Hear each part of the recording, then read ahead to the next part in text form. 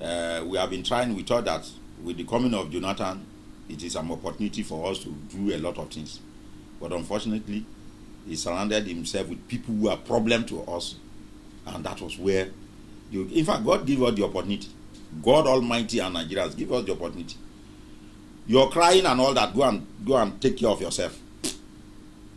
We just miss everything, especially the environment in which I went to court. I went to court during the military to stop the dredging of River Niger for two reasons. One, environmental. The other one was political. The environmental matter was that there was no environmental impact assessment, no EIA. That this dredging, you are supposed to dredge it this way in order to protect the environment, even in the next 100 years. Nothing. What the government wanted at that time was to dredge our river from Warri down to Abuja so that they can build seaport in Abuja. We told them it is unacceptable. In fact, in one of my arguments in those days, the Nigerian Television Authority, I think they called that program,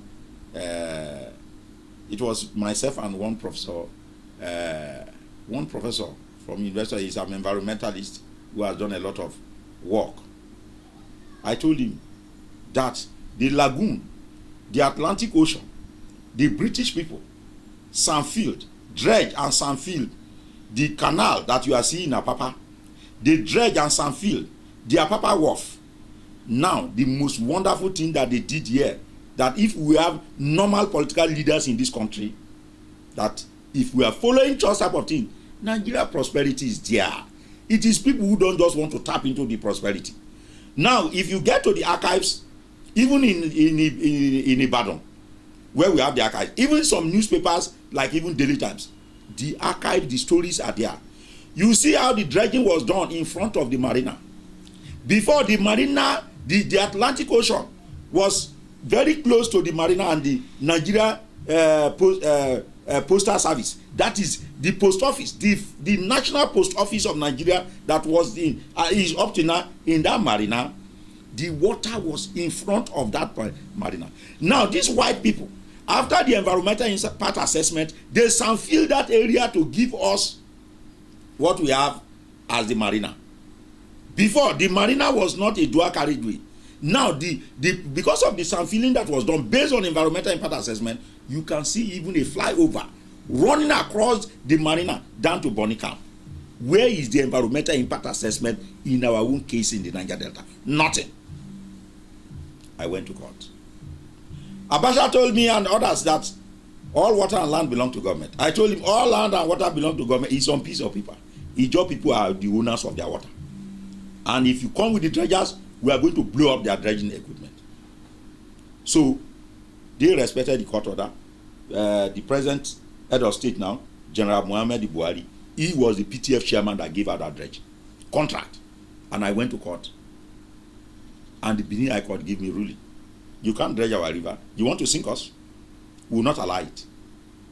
So it is this environment. Then I said two things: the environmental matter and the political matter. The political matter was that every every political decision you take as far as infrastructural development, we don't see anything. Warri Port is dead.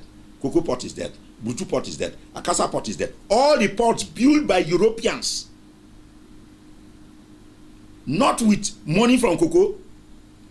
I hear some people say before the coming of oil, federal government was using groundnuts and other resources from other areas to go and develop Niger Delta oil. So the oil belonged to us.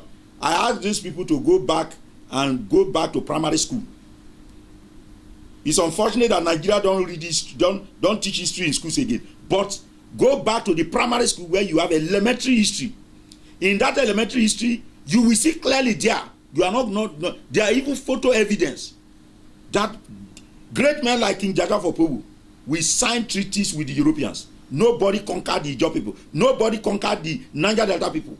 We signed treaties. The Nanans in those days, they signed treaties with Europe, trading treaties.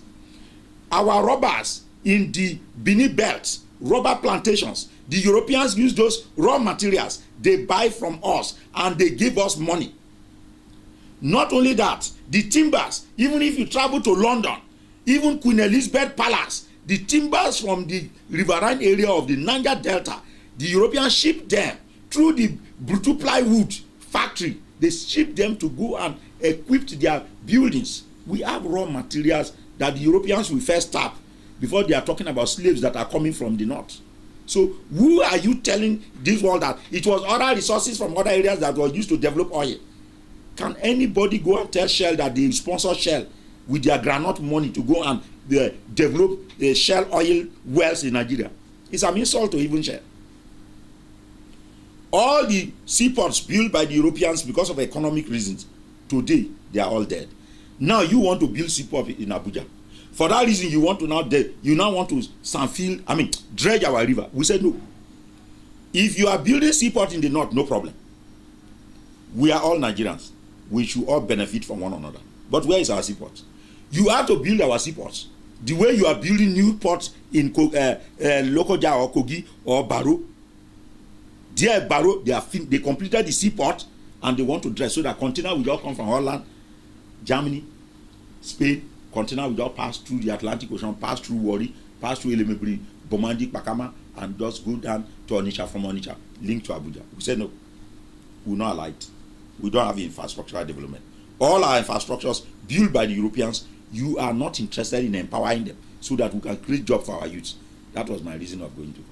So, with all this struggle and all that, when the Jonathan government came, we felt that God Almighty has placed this thing like a gold, place it on our and so we are going to make use of it.